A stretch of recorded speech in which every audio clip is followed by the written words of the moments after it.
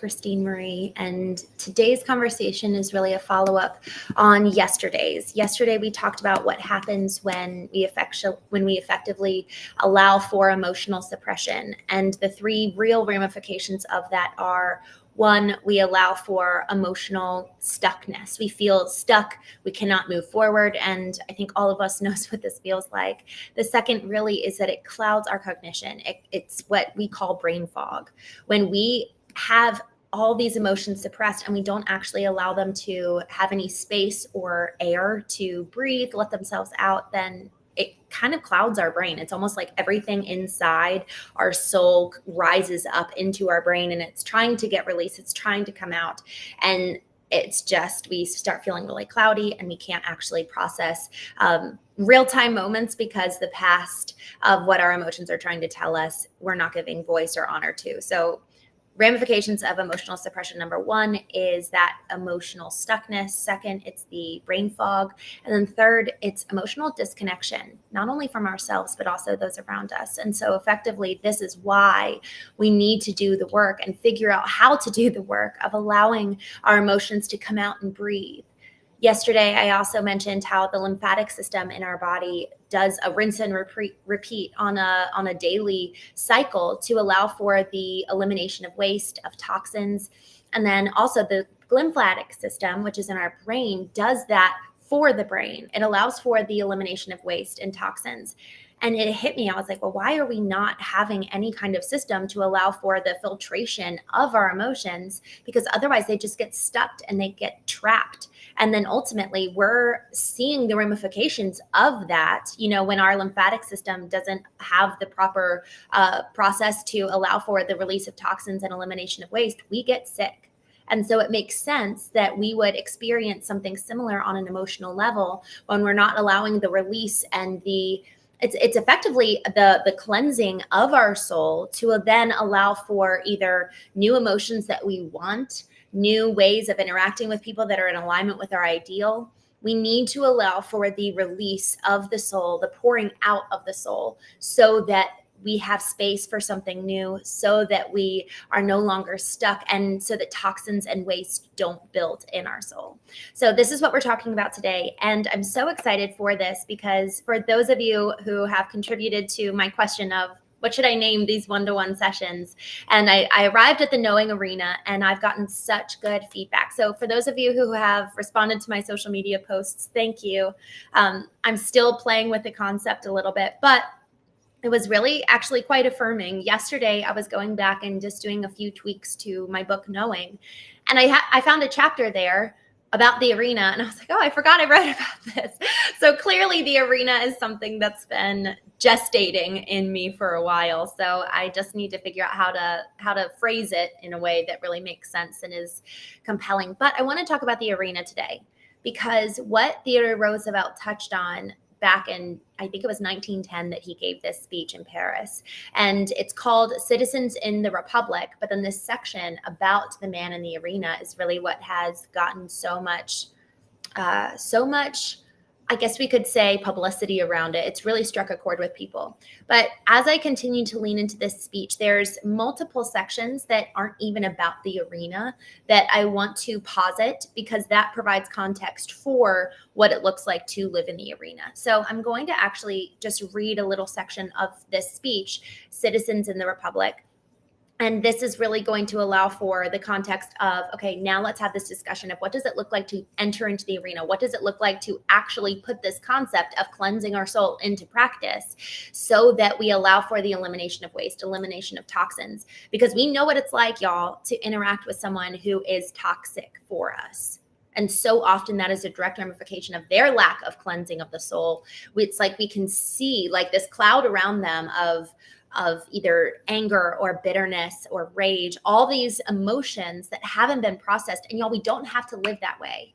We, our partners, ourselves, our children, there's freedom on the other side. But we have to know how to move through that process of releasing the emotions and eliminating the waste and toxins that are building up within us. And if we don't, that's effectively the outcome is emotional disconnection, emotional stuckness, and also just that fog, that brain cloud preventing us from really being able to live fully here and now in the present moment, because the past has its talons in our back. So this quote from Theodore Roosevelt's speech: "The leaders of thought and of action grope their way forward to a new life, realizing, sometimes dimly, sometimes clear-sightedly, that the life of material gain, whether for a nation or an individual, is of value only as a foundation, only as there is added to it the uplift that comes from devotion to loftier ideals.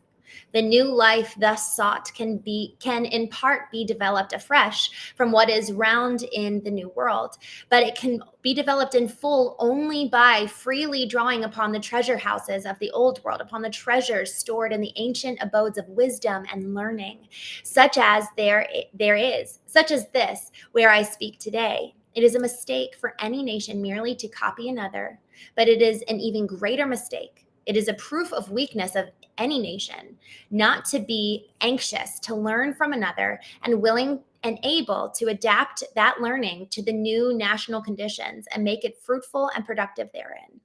It is for us in the New World to sit at the feet of the Gamaliel. I don't think I said that right. Gamaliel of the old. Then, if we have the right stuff in us, we can show that Paul, in his turn, can become a teacher as well as a scholar. So, the very beginning of this section, he says, effectively, that material gain, whether for a nation or for an individual, is only of value as the foundation, and only as so far as it's added to the loftier ideals of what's possible. So, y'all, this concept of kind of just the very foundation of our lives of material gain. We spend so much time focusing on the outpouring and the impact of the intellectual intelligence. But then we stop there. We don't add on loftier ideals of what would it look like to actually cultivate a spiritually rich life where I'm getting revelations and I'm learning something new and I'm adding to the shoulders upon which I stand of generations before me. What does it look like to be emotionally healthy and well and alive, and thus stand on the shoulders of those who come before us? This material gain, this physical world, and what we're doing to cultivate wealth, that's the foundation. We stand upon that and we achieve and pursue loftier ideals. And yes, we learn from others, as Theodore Roosevelt said. We look to others and see what they're doing, but there's something about us not only becoming a teacher, but also a scholar.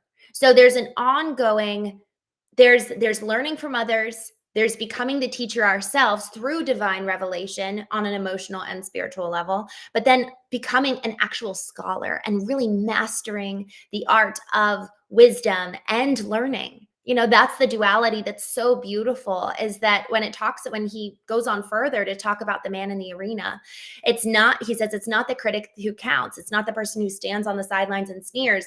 The person cultivates real-time wisdom to become a teacher through the tandem of living as the scholar, through being in the arena, through doing the work, through throwing the punches, through receiving the punches, whose face, he says later on, is marred by dust and grime.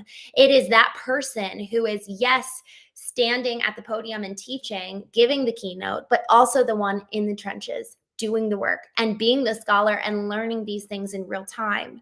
And so if we want loftier ideals to be built upon the foundation of material gain, then man, what does that look like? And how do we do that? How do we allow for our emotions and the intelligence thereof, the intelligence of our spirit and the intelligence of our physical body to allow for us to transcend and build up?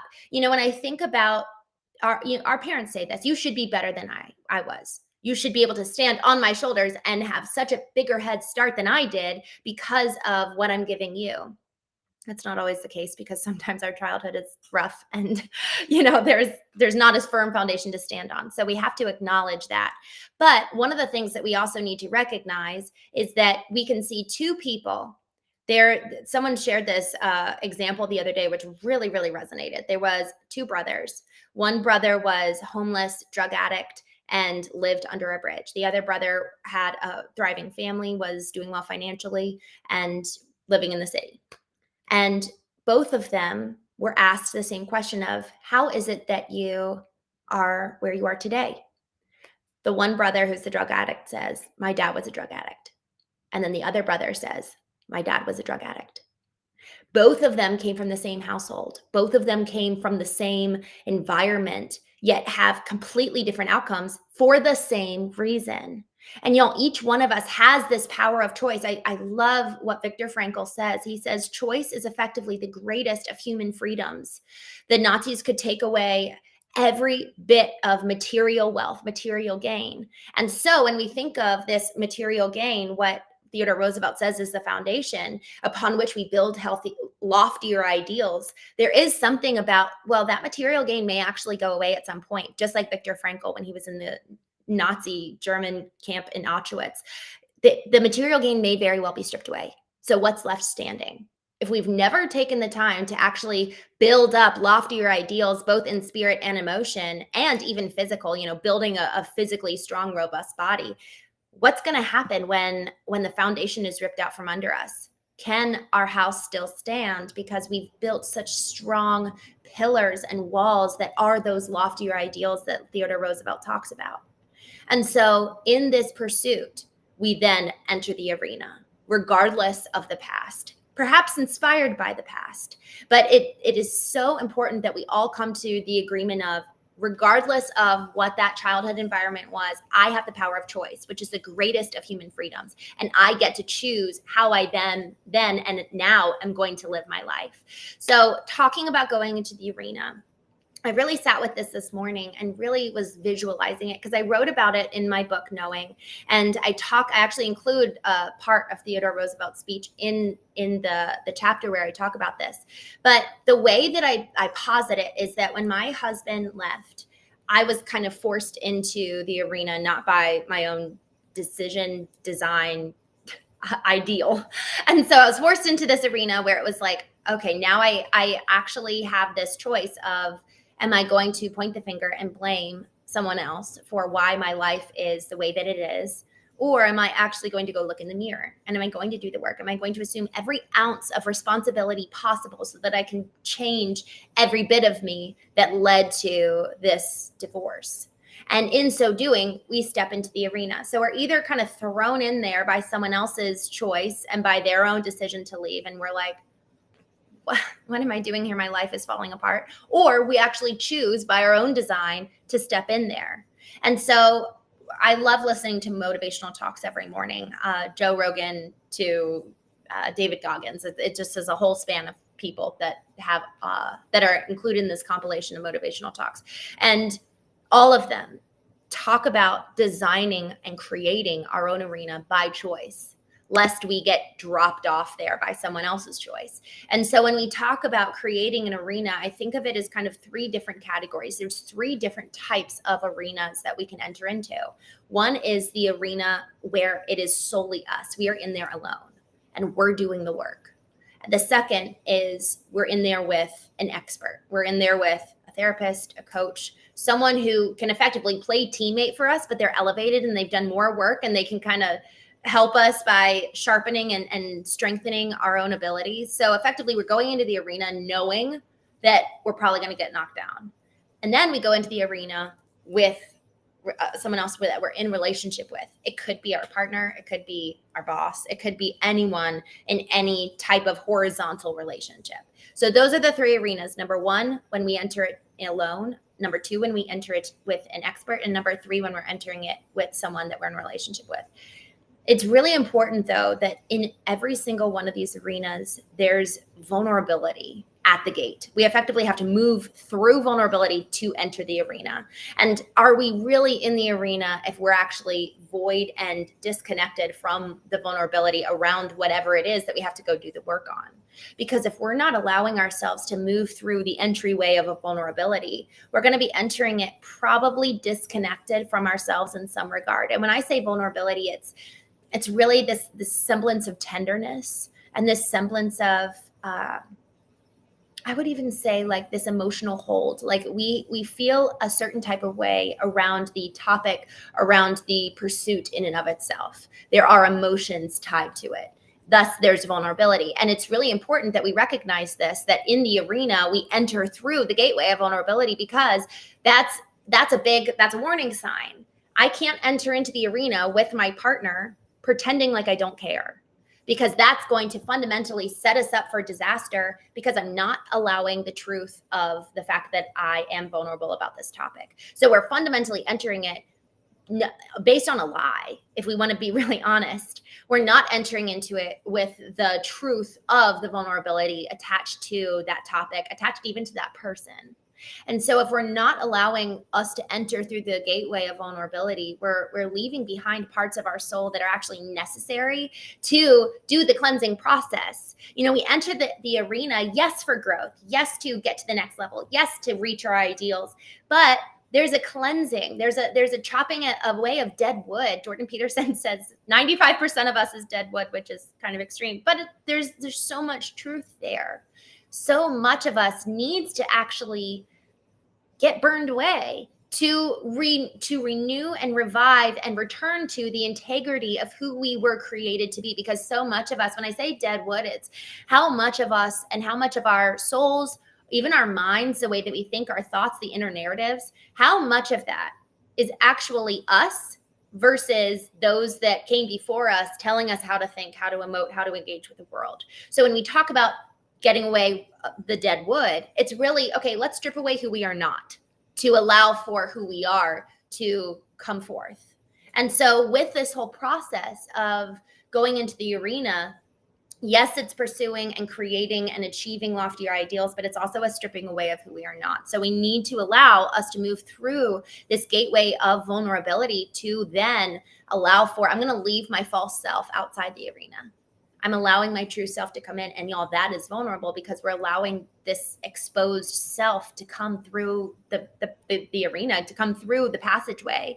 And that in and of itself warrants, I said warning earlier when there's vulnerability, it warrants boundaries, it warrants care, it warrants communication, because otherwise we might start engaging with someone and we don't recognize we're in the arena. They don't recognize they're in the arena with us. And we've got subconscious wounding surrounding the topic we're engaging in. And then all of a sudden it goes to hell, because they didn't know, we didn't know, neither of us were prepared. We started out talking about something that maybe even I am saying, oh, I don't really care that much, no big deal. Yet I'm not, my coming forth right now is not predicated and rooted in the truth. And therefore, I'm setting us both up for disaster, because I'm not being honest and looking in the mirror and saying, this is the state of my soul. So being in the arena alone, there's multiple different, I think of it as kind of like different settings of what that might look like, but then also a few different practices to allow for this. So there's a few different principles and modalities, and then some practices that allow for us to exist in this place. The first is isolation. I really experienced this so intensely when I was in Paris and Italy for about 8 weeks. That was a time where I was pretty much completely isolated. I obviously met people on my trip, but man, it was really hard to just be alone for that long. And it took my body and my spirit and soul, it just took me time to like settle into, okay, I'm not going to be with anyone that I know and love for a really long time. And it was hard. It was hard to just be present in the moment, because there was kind of a pullback to the desire for community. So isolation is one that will allow for us to be stripped void of those horizontal influences, because we're alone. We actually cannot help, and well, we can't blame other people. Like, this is why I did this. Look at what my mom did. We fundamentally are removed of blame and removed of excuses when we go into isolation. And so we almost cannot help but see ourselves, given that that's the intention, right? We have to actually want to know the truth. But isolation is one of the greatest modalities that allow for us to experience the arena in a very intense way. And actually, I'll get to the practices here in just a minute. So that's number one, isolation. Number two is vertical alignment, allowing space and time every single day to go into this isolated arena. And so isolation can be a season, and oftentimes that's what it is. But then we can curate that semblance of isolation through through effectively carving out time and space every single day. And I call that vertical alignment. It's the time that is me going into the arena, allowing for my soul, spirit, self, physical body, mindset, every part of me to effectively come into alignment under the guise of the divine, under the guise and hierarchy of my ideal. And that's the time when I go in and I assess the landscape of my soul, of my spirit, of my mind, even my physical body. How much of how I'm living and orienting these intelligences are predicated in who I truly am versus who everyone else said I should be, versus the examples that were set before me. Y'all, thank God for the examples that we have that are potent and rich and powerful. Yet how many of the examples in each one of these areas of our intelligences are life-giving to us, are actually our ideal? How many of these areas of our lives do we have examples that match our own ideal? And how many areas of our lives have we actually identified what our ideal is in that regard? So what is my ideal when it comes to emotional intelligence? What is my ideal when it comes to spiritual intelligence, even intellectual intelligence? It's so easy to be chasing something that isn't even what we want in the first place, but it's what we've been told that we should want, what we should pursue. And so there is an integrity of going inward and looking at these core areas of life and saying, okay, what do I want? What do I hope for? What do I dream in these regards and in these areas? So isolation, picking and allowing for a season of isolation. And obviously that's challenging, right? Because a lot of us have families and have partners and kids, but there's still even a day a week, or a day a month or a day a quarter that allows for us to go and do the deep work where it's taking a little retreat, just going away and allowing for isolation. Someone I know said this to me. They were like, I got married at 19 years old and I was around someone every moment of my life until 55 years old, aside from 3 days when I was 26, where I did a retreat. Y'all, there's so much to be concerned about with that, because how do you know that you're operating and living in accordance with who you can be, your own potential, who you were made to be? There's so much that's beautiful and wonderful about that, because that probably means that there's a semblance of giving and sharing and offering life to other people and serving. But if we're not taking this space, when we think of like, what's the outcome? Why do we even enter the arena in the first place? It's because then we are giving from the overflow, from the outpouring of our soul that is healthy and whole and well and joy-filled, us living in our ideal. Here's the thing. We give from the overflow of our soul regardless of the contents therein. And so then the question becomes, are the contents of our soul in alignment with our ideal? Are the contents of our soul something that we're proud of? Are we being fed and restored and renewed by the contents of our soul? Because if we're not, if we're in emotional agony, if we're filled with bitterness and judgment and anger, that's going to be the overflow that other people experience, that then we love other people with. We give from our overflow in each regard: our intellectual overflow, our emotional overflow, spiritual overflow, physical overflow. Y'all, if we're not taking time to enter into the arena and thus allow for the cleansing and purification of our soul, our overflow is going to be filled with toxins and waste.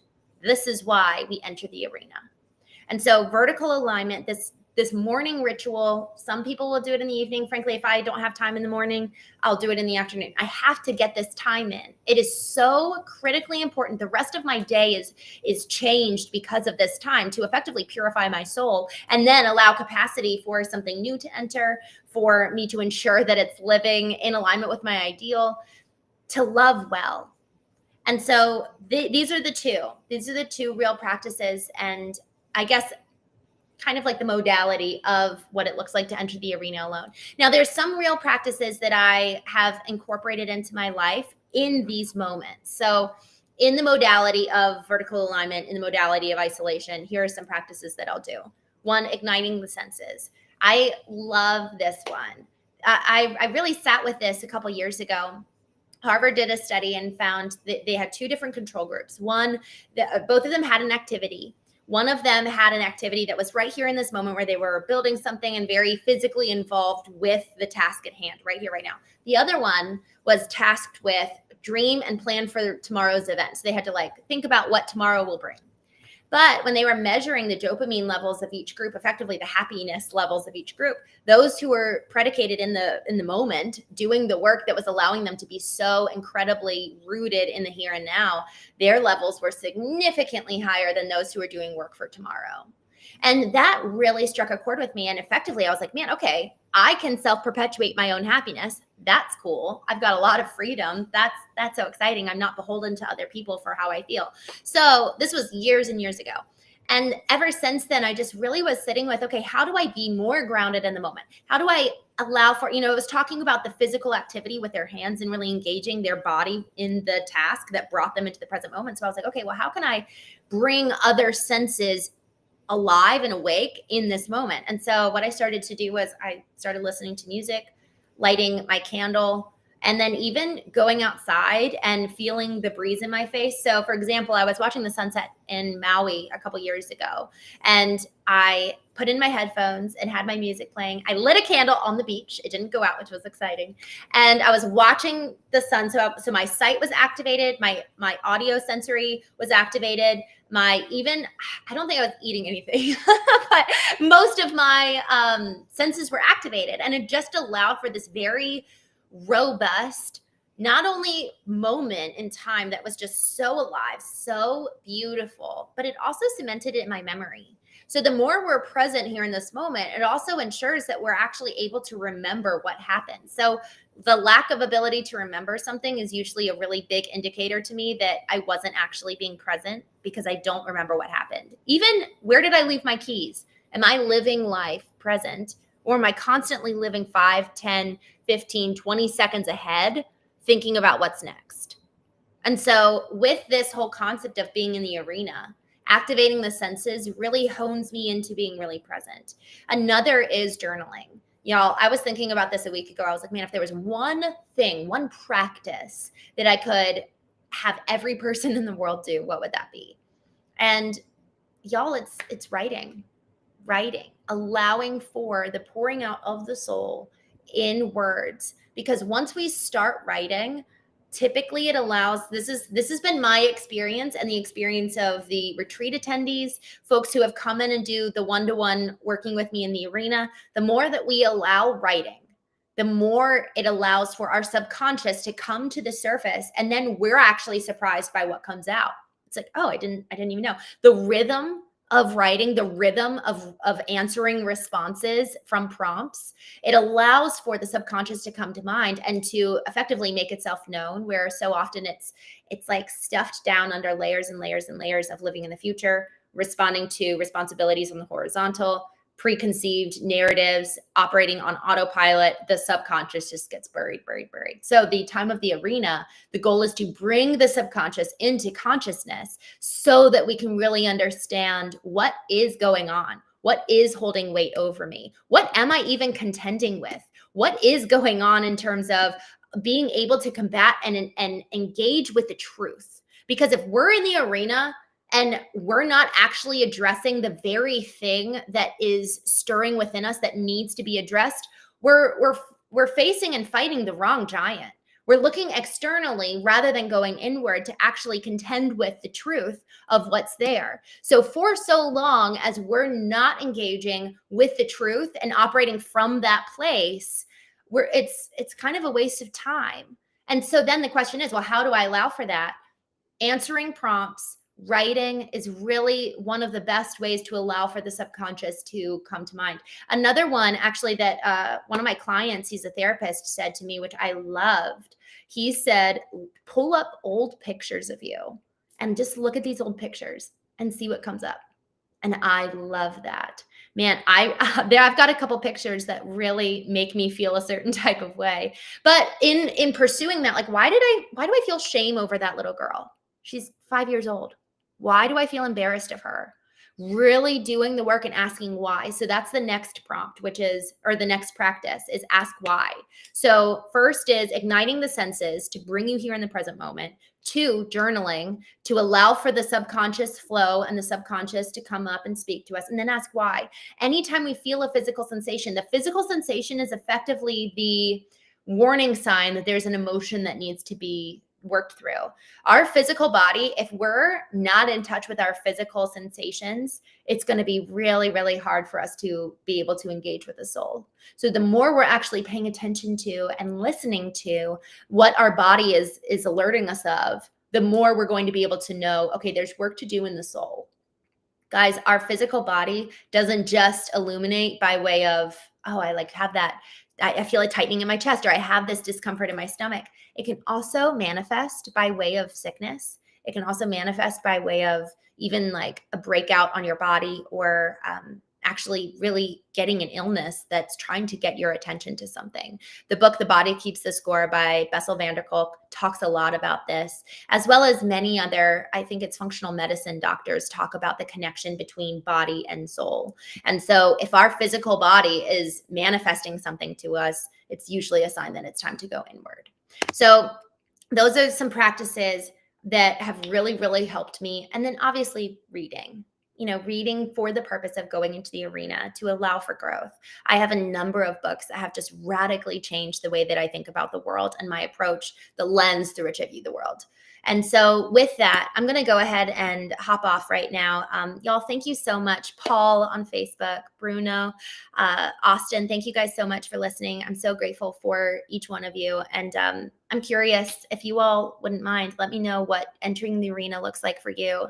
And what are some practices that have really helped you? I'm always looking to expand my own practices. So I'm eager to hear from you. What has worked? And frankly, how can I add to my own arsenal of going inward and healing for the purpose of allowing the purification of the soul so that we can give from our overflow and allow love to be the overflow,